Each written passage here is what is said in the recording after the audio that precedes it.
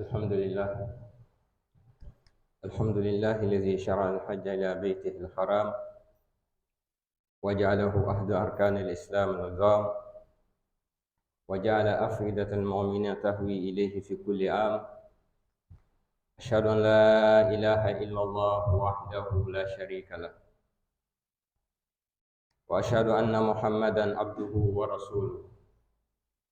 أشهد بأنه بلغ الرسالة وعدى الأمانة ونصح الأمة وجاهد في الله حق جهاده وتركنا على محجة البيضاء ليلها ونهارها سواء لا يزيغ عنها إلا هالك.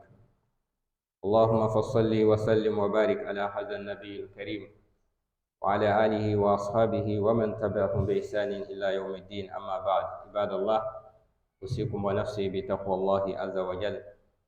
يقول الله سبحانه وتعالى في محكم تنزيله: وتزودوا فإن خير الزاد التقوى واتقون يا أولي الألباب. Chers frères et sœurs en islam, chers croyants, chères croyantes, rendons tous grâce à Allah, Seigneur de l'univers, Maître des cieux et de la terre, le détenteur du pouvoir absolu, lui qui nous a gratifiés de ce vendredi.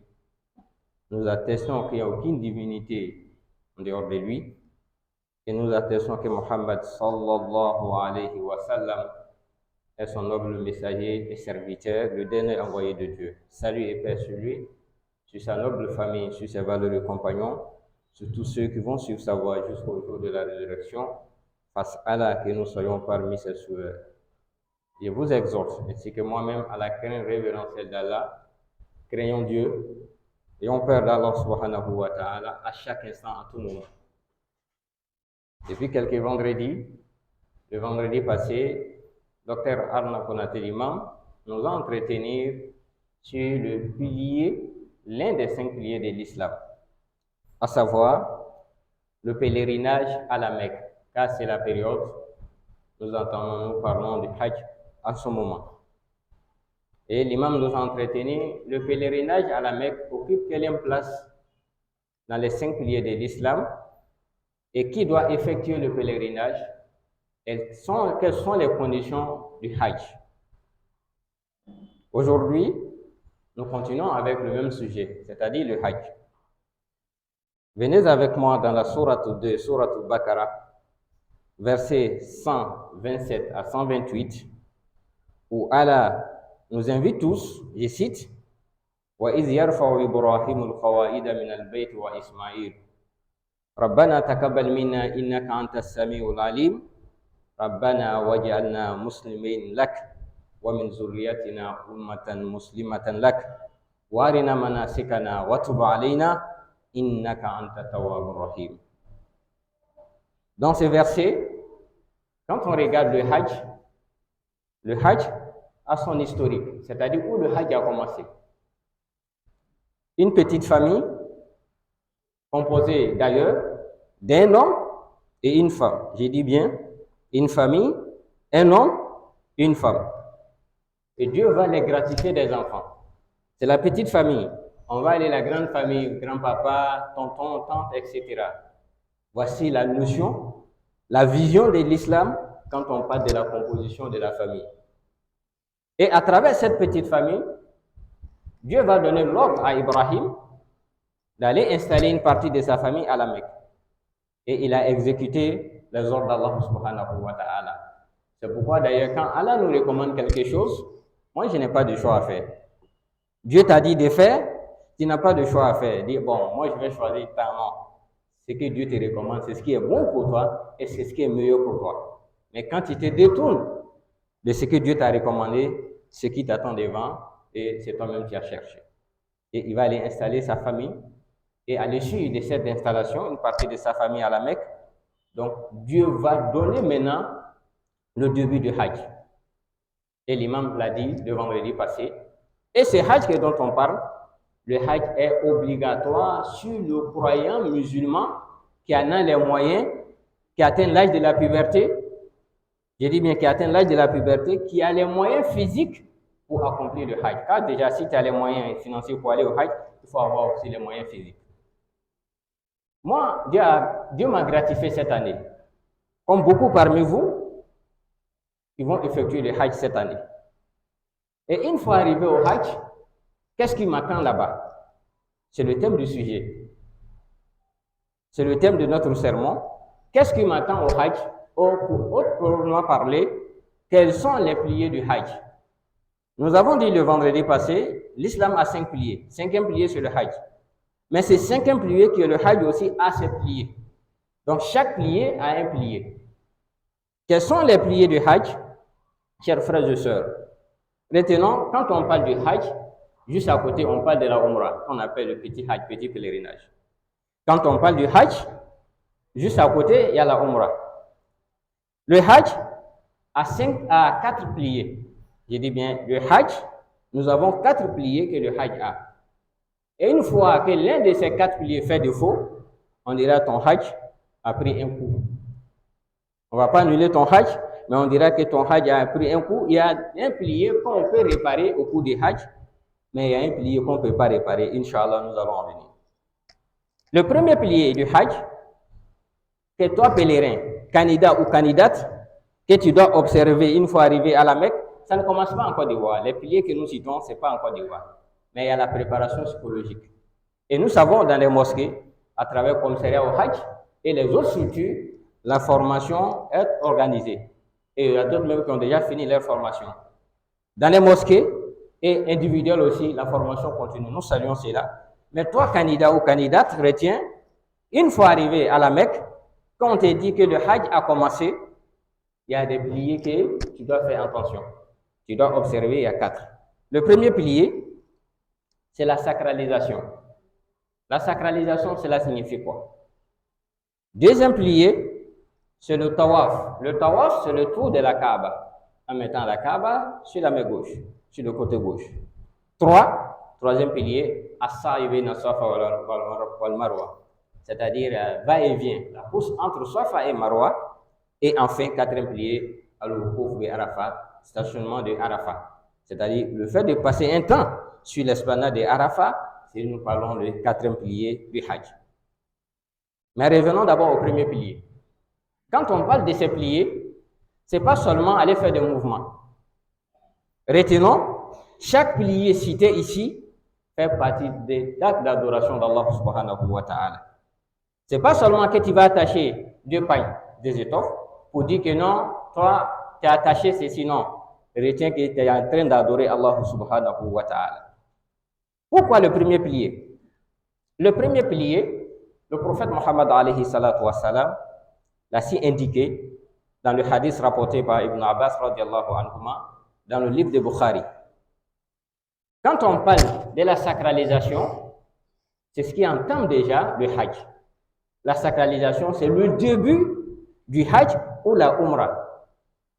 Mais la sacralisation a ses obligations. Ça, c'est le premier pilier d'abord du Hajj. Toi, candidat ou candidate, retiens ça. À la formation, on a déjà dit, mais nous accompagnons toujours nos fidèles, comme il y a dans d'autres mosquées, ou sur le plan, sur l'étendue du territoire national. Le premier pilier du Hajj, qui est la sacralisation, qu'est-ce que c'est d'abord? Qu'est-ce que signifie la sacralisation? La sacralisation, il y a l'intention dedans. Pour les hommes, 2 pagnes blancs que vous attachez, pour me faire comprendre, ça fait partie de la sacralisation. Et les 2 rakats que tu vas accomplir, tout cela fait partie des mouvements de la sacralisation, ou soit après une prière obligatoire, une prière surrogatoire, tout ça, ça fait partie de la sacralisation. Mais qu'est-ce que nous retenons? La sacralisation, c'est le premier pilier du Hajj ou la Umrah. Une fois que tu as nourri l'intention, mais est-ce que l'intention de la sacralisation ou attacher ces 2 pagnes, on peut le faire partout? Non. C'est pourquoi vous voyez, quand on parle de l'islam, une religion universelle, une religion que la vie de l'être humain n'a pas sa place. La vie de l'être humain n'a pas sa place. La vie de l'être humain a sa place si on veut améliorer les conditions de vie d'un pays où ils sont minoritaires. Mais c'est là aussi, ça répond à des règles en islam. Vous voyez, le pèlerin, le candidat au Hajj en Côte d'Ivoire peut attacher, on trouve à Yamé, ou on trouve à Tréjville, ces habits que l'on parle, on peut les attacher partout. Mais est-ce que tu es considéré comme un pèlerin? Vous n'êtes pas considéré comme un pèlerin. Comme d'ailleurs le docteur l'a dit, le sermon passé, le Hajj se déroule dans un endroit bien précis, à un temps bien connu et à travers des rites, des gestes qui sont bien connus. Donc, la vie de l'être humain n'a pas sa place. Le premier pilier, c'est la sacralisation toujours cher candidat. Chez Canada, la sacralisation, vous avez déjà accompli les différents rites qui précèdent la sacralisation. Il y a l'intention et vous avez déjà attaché.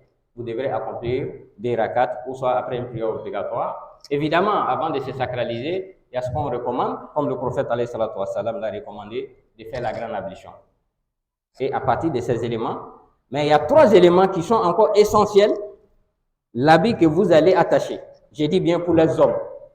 Il y a 3 éléments essentiels que vous devrez éviter sur les 2 étoffes que vous attachez. À savoir, ce que vous attachez ne doit pas être cousu. C'est-à-dire, ce n'est pas passer entre les mains d'un couturier pour me faire comprendre ou un tailleur, où il y a eu des fils qui accompagnent. Pour dire, on a pris ma mesure, j'ai fait ceci. Non, cela ne fait pas partie. Même si vous achetez ici, vérifiez, vous n'allez pas trouver. 3. Deuxième recommandation que vous devrez éviter dans l'habit de sacralisation, de sacralité, ça, où vous devrez vous sacraliser. C'est-à-dire l'endroit de la sacralisation, ce n'est pas partout. Alhamdulillah, à travers nos organisateurs que nous saluons toujours, que nous prions pour eux, toujours la réussite. C'est à Médine, la majorité des Ivoiriens partent. Et l'endroit est bien connu, ils vont vous accompagner pour aller prendre vos habits de sacralisation. Donc pour dire, à chaque étape, vous avez des encadreurs. À chaque étape, vous avez des gens qui vont vous suivre. À chaque étape, vous avez des gens en face de vous qui seront capables de répondre à vos préoccupations. Donc, à savoir, où on doit faire prendre la sacralisation, l'intention. 2, l'habit que je porte ne doit pas être cousu. Et enfin, une fois porté l'habit de sacralisation, il y a ce qu'on appelle la talbiya. La talbiya que beaucoup connaissent déjà. Le pèlerin qui est ici, le pèlerin qui n'a jamais effectué le Hajj, ou soit la Umrah, qu'Allah facilite pour chacun de nous. La talbiya signifie quoi? Labbaik Allahumma labbaik, labbaik la sharika laka labbaik, innal hamda wa ni'mata laka wal mulk la sharika lak. Donc, c'est ce qu'on appelle la talbiya. La talbiya, c'est cette phrase que l'on prononce après avoir nourri l'intention pour les hommes ou soit pour les femmes. Ici, on n'a pas parlé de nos mamans. Donc, elles peuvent porter des habits déjà cousus. Ça, ce n'est pas interdit en islam. C'est les hommes qui ne rentrent pas dans ce contexte-là. Qu'Allah nous donne la bonne compréhension. Parmi la tradition du prophète, alayhi salatu wassalam, quand on parle du premier pilier qui est la sacralisation, faire la grande ablution, c'est vêtu de 2 pagnes, prendre la sacralisation, ou soit l'habit, c'est sacralisé après une prière obligatoire, ou soit une prière surrogatoire, et régulièrement répéter la formule que nous venons de citer, labbaik Allahumma labbaik, qui signifie, le vendredi passé, l'imam a dit que Ibrahim, sur l'ordre d'Allah, Allah a demandé à Ibrahim d'appeler les gens au Hajj. Mais ce n'est pas tout le monde qui répond. Comme vous avez répondu, c'est pourquoi vous allez répéter labbaik Allahumma labbaik, oh Dieu me voici, oh Dieu me voici. L'appel prononcé, ça fait milliers d'années par notre père Ibrahim, père du monothéisme pur. Moi aujourd'hui je viens répondre à cet appel. Donc ça c'est le premier pilier du pèlerinage à la Mecque, ce qu'on appelle la sacralisation. L'habit que vous portez, surtout c'est l'intention qui compte beaucoup lorsque vous prenez ces habits. Une fois vous êtes déjà sacralisé, vous avez porté votre habit, il y a des éléments aussi à éviter, à ne plus couper vos ongles, ni arracher une partie de vos cheveux, car vous êtes déjà dans le Hajj ou la Umrah. Quand on fait ça, donc il y a une expiation, vos guides religieux, Inch'Allah, seront mieux situés pour vous éclairer là-dessus. Quelqu'un qui a déjà nourri l'intention pour le Hajj, il a déjà franchi le premier pilier, lui, il ne demande plus un mariage, et on ne doit pas lui demander aussi un mariage. C'est-à-dire, dans cet état, tu es dans l'état de sacralité. Tu es déjà sacré. Nous sommes dans un mois sacré, mais toi, tu es déjà sacré. Donc, tout ce qui a rapport avec la vie de ce bas monde, sauf quelques éléments, vous devrez vous éviter. Le mariage n'est pas interdit en islam. Mais on te dit, dans cette étape, toi, tu ne dois pas demander un mariage et on ne doit pas te demander un mariage. Il faut éviter. Qu'Allah nous donne la bonne compréhension. Car l'être humain est intelligent aujourd'hui. que je n'ai pas dit, je n'ai pas prononcé, mais c'est à travers ton portable que vous avez communiqué. Qui a communiqué dans le portable? C'est pas vous, c'est vous. Donc, évitons ces éléments pour ne pas causer du tort à nous-mêmes au cours du Hajj. Deuxième pilier du Hajj, At-Tawaf. At-Tawaf, Tawaf, qu'est-ce que c'est? Tawaf, c'est le tour de la Kaaba. Le tour de la Kaaba, est-ce que sans l'intention de tour de la Kaaba est considéré comme Tawaf? Non. Donc, le tour de la Kaaba fait partie des piliers du Hajj, qui est le deuxième pilier que nos candidats doivent observer. Et quand je dis doivent observer, avec la patience, l'endurance et en étant discipliné. C'est que les guides vont vous recommander, suivez vos guides. Chacun est formé, oui. Chacun instruit.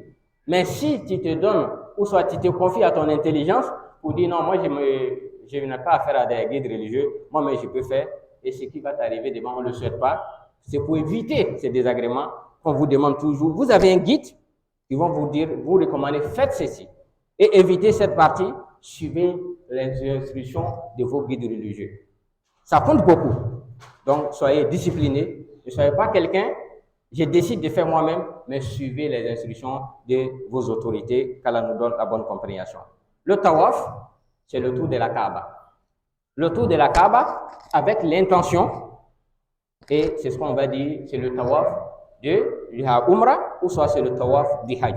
Sinon, le tawaf, on peut l'accomplir en dehors de la Umrah, en dehors du Hajj, comme le prophète Mohammed sallallahu alayhi wa sallam, il dit At-tawaf hawla al-bayt mislu salat illa annakum tatakallamuna fi faman takallama fala yatakallam illa bi khayr rawahu Tirmidhi. Il dit dans ces hadiths, le tawaf qui est le deuxième pilier du Hajj, ou soit le deuxième pilier de la Umrah, est comme la prière des 13 heures, la prière du Fajr, la prière des Asr. Il dit sauf seulement au cours du tawaf que vous pouvez parler. Mais quand vous prononcez des paroles, et prononcez que des bonnes paroles. Ça, c'est la recommandation du prophète, alayhi salatu wassalam. Chers candidats au pèlerinage cette année, une fois que vous êtes déjà dans le tawaf, ce que vous allez prononcer n'a qu'à être des invocations ou soit des bonnes paroles. Quelqu'un a marché sur mes pieds, je commence à insulter la personne. Quelqu'un m'a coudé, je commence à insulter la personne. Non, cela ne fait pas partie de l'attitude du pèlerin ou soit le candidat, car Dieu nous dit dans la sourate 2, au verset 149, verset 197, je cite Al-Hajju ashhurun ma'lumat. Faman farada fihinna al-hajja fala rafasa wala fusuka wala jidala fil hajj. Il dit le Hajj est dans un mois bien connu. Et celui qui est candidat au Hajj, et au cours du Hajj, il dit il y a des comportements que vous devrez adopter. Ne vous disputez pas, n'insultez pas. Soyez plus tolérants, soyez plus pardonneurs auprès des autres. Car c'est lui qui est en face de toi. Dis-toi, le pèlerinage que je suis en train d'accomplir, tout le monde n'a pas eu cette chance. Il y a combien de millions de musulmans en Côte d'Ivoire? Et cette année-ci, nous regardons le nombre de pèlerins, c'est combien? Est-ce que ça vaut 10 000, ça ne vaut pas 10 000? Dieu t'a gratifié et tu fais partie de ces 10 000 personnes. Donc, dis Alhamdulillah Rabbil Alamin. Et une fois arrivé au Hajj, il ne faut pas passer ton temps en train d'insulter. Ne passe pas ton temps en train d'humilier. Ne passe pas ton temps à dire non, je n'accepte pas. Non, il faut accepter. Car toi, tu pars pour te faire pardonner, mais pourquoi toi, tu ne pardonnes pas? Tu veux que Dieu te pardonne, mais pourquoi toi, tu ne pardonnes pas aux autres? Donc, pardonnons les uns et les autres, qu'Allah nous donne la bonne compréhension. Au cours du tawaf, la sunna du prophète, alayhi salatu wassalam, qui fait partie des obligations du tawaf, il y a l'intention que vous devez formuler, être en état de pureté, c'est-à-dire vous êtes en état de l'ablution, et 3, être décemment habillé. Je dis bien être décemment habillé. Pour les hommes, c'est déjà connu, mais pour les femmes, quand on dit que vous avez le droit de porter des habits qui sont déjà cousus, donc être tout le temps décemment habillé, ça fait partie des règles du tawaf que le prophète Mohammed alayhi salatu wassalam a recommandé. Donc, la tradition du prophète alayhi salatu wassalam au cours du tawaf est bien connue. Inch'Allah, arrivé aussi, les guides religieux vont vous recommander cela. À quel moment on commence le tawaf et à quelle étape le tawaf prend fin? C'est qu'on peut ajouter pour nos candidats. Vous allez trouver des chapelets, pas des chapelets, il y a des éléments de 7 grains que les gens vendent. Ne minimisez pas cela, achetez. Si vous n'achetez pas, et le jour que vous allez décider vous-même volontairement d'aller accomplir un tawaf, on peut accomplir un tawaf en dehors de ce que nous venons de citer. Ça fait partie des actes surrogatoires, mais évitez. Évitez, si vous ne maîtrisez pas, faites-vous accompagner par un guide religieux. Faites-vous accompagner par un guide. Pourquoi c'est 7 grains? Des fois, vous êtes dans le groupe, toi, tu es resté en retard et le groupe est parti pour te laisser. Tu ne sais pas, tu es à quel tour. Mais si tu as le grain, ça t'aide beaucoup. Je suis à 3e tour, donc j'ai déjà tiré 3 grains. Donc, des fois, ça paraît pour d'autres que non, je ne considère pas. Mais si tu veux te baser sur ton intelligence, donc tu risques de te tromper des fois. Il faut avoir un moyen, pas forcément ces 7 grains, il faut avoir un moyen qui va t'aider à compter chaque tour de tawaf que tu vas accomplir. Et enfin, les éléments que le prophète a recommandé au cours du tawaf, en faisant le tawaf, comme il a dit, c'est comme nous prions. C'est comme on est en train d'accomplir une salat. Et quand on accomplit la salat, la prière, donc il y a la sérénité et la crainte de Dieu qui doit nous animer au cours du tawaf. J'ai dit bien la sérénité et la crainte de Dieu doit nous animer au cours du tawaf. Cher candidat au Hajj, donc chaque tour du tawaf, considère-toi que tu es en train d'adorer Allah subhanahu wa ta'ala. Et où tu es en train d'adorer Allah, où chaque musulman dans ce bas monde s'oriente pour accomplir la prière. Toi, tu as quelques mètres. Ça ne vaut même pas 1 kilomètre. Et au cours de ce tour de tawaf, c'est toi qui passes de tout. Il faut éviter ça au cours du tawaf. qu'Allah nous donne la bonne compréhension. Et troisième pilier du Hajj, c'est As-Sa'i bayna Safa wal Marwa. As-Sa'i bayna Safa wal Marwa, cela signifie quoi? Après le tawaf, automatiquement, vous allez vous orienter. Vous allez partir vers l'espace de Tawaf Safa bayna al-Marwa et Sa'i bayna Safa wal Marwa. Quand on dit Safa wal Marwa, c'est 2 montagnes, ou soit une colline, si je peux me faire comprendre. Il y a Safa, il y a Marwa. Vous commencez par Safa, vous allez sur Marwa, ça fait un tour, et vous retournez sur Safa encore, ça fait 2e tour. À chaque fois, c'est considéré comme un tour, parce que c'est pas comme le tawaf qui fait le tour, mais ici, aller est un tour, le retour est un tour. Et à chaque étape, les guides religieux vont vous accompagner avec des invocations à prononcer. C'est-à-dire, au début, il faut demander à Allah subhanahu wa ta'ala tout ce que tu veux. Et quand tu arrives à ta destination, il faut demander à Allah. À ton retour, sur l'autre place, il faut demander toujours à Allah subhanahu wa ta'ala dans tes prières. Ne sois pas trop pressé. Mais fais suivre aussi la jama'a, le groupe. Donc, mais demande à Allah subhanahu wa ta'ala ce que toi-même tu veux, qui est bon pour toi dans la vie d'ici-bas, est meilleur pour toi dans la vie de l'au-delà et pour tous tes proches. Et ceux qui n'ont pas eu cette occasion, j'ai dit et je répète, il y a combien de millions de musulmans en Côte d'Ivoire? Et toi, tu fais partie des 10 000 pèlerins cette année. Dis-toi, c'est une grâce. Beaucoup, ils avaient plus de moyens que toi. Dès qu'ils ont lancé, ils ont tenté à plusieurs reprises, mais ça n'a pas marché. Pour toi, ça a marché. Dis Alhamdulillahi Rabbil Alamin. C'est une épreuve pour toi, mais l'épreuve, tu vas concrétiser ça pour dire Allah, vraiment, tu m'as éprouvé. J'ai été à la hauteur de cette épreuve et j'ai accompli les rites du Hajj comme tu l'as commandé, comme le prophète Mohammed l'a enseigné. Et c'est à partir de là, on dira que toi, tu as été un pèlerin idéal. Un pèlerin idéal auprès de ses amis, un pèlerin idéal auprès des organisateurs et un pèlerin idéal à commencer auprès d'Allah subhanahu wa ta'ala. As-Sa'i bayna Safa wal Marwa, ça c'est le tour entre Safa et Marwa. Cela est recommandé aussi dans le noble Coran. J'ai dit bien, c'est recommandé dans le Coran que le Safa et Marwa fait partie du rite du Hajj. Pourquoi? Venez avec moi dans la sourate 2, sourate Baqarah, verset 158, où Dieu nous dit, je cite, Inna Safa wal Marwata min sha'airillah, faman hajja al-bayta aw itamara, fala junaha alayhi an yatawafa bihima, wa man tatawwa khairan, fa inna Allah shakirun alim. Dans ces versets, sourate 2, verset 158, où Dieu dit, parcours entre Safa et Marwa fait partie du rite du Hajj ou la Umrah. Quiconque parmi vous a eu l'occasion d'accomplir le Hajj ou accomplir la Umrah doit parcourir aussi les rites que le prophète Mohammed a recommandé depuis notre père Ibrahim et sa famille, car c'est les traces que nous suivons. Chers candidats au Hajj, pour terminer, le 4e pilier, c'est le Wukuf de Arafat, stationnement de Arafat. Inch'Allah, nous allons accorder un sermon à cela. Mais pour dire, retenez le stationnement de Arafat. Si le Hajj est à 90% ou bien 20%, on va dire le stationnement de Arafat va prendre 15%. C'est-à-dire va prendre 15 sur 20, pour me faire comprendre. Pourquoi? Le prophète alayhi salatu wa salam nous dit Al-Hajj Arafat. Il dit le Hajj, c'est Arafat. Il dit bien le Hajj, c'est Arafat. Pourquoi le Hajj c'est Arafat? Inch'Allah, dans les sermons à venir, vos imams vont vous situer là-dessus. Pour dire à chacun de vous, chaque candidat au Hajj cette année, si nous devrons retenir quelque chose, Dieu m'a fait grâce, j'ai fait partie des 10 000 personnes. Il y a des invocations ou soit il y a des doigts que nos parents ont l'habitude de faire. Pour les candidats, dites Amin, mais arrivez sur place, pratiquez autre chose. Que j'ai pris Allah pour toi, j'ai pris Dieu, que quelqu'un ne soit pas une charge pour toi. On dit Amin, oui Amin. Mais de vous en moi, quelqu'un qui est allé au Hajj, qui a été disponible pour quelqu'un malade, ou soit quelqu'un qui ne connaît pas les rites du Hajj. Toi, tu as été disponible pour ce dernier. Est-ce que toi, qui as aidé quelqu'un, et celui qui n'a pas aidé quelqu'un, vous serez récompensé de la même sorte? La réponse est non.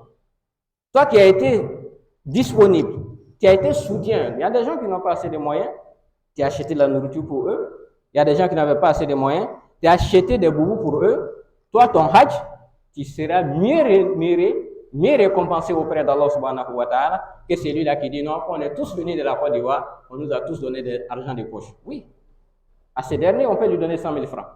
À ces derniers, il n'a que 50 000 francs. Mais ce qui est plus grand que tout ça, tu as eu le Hajj.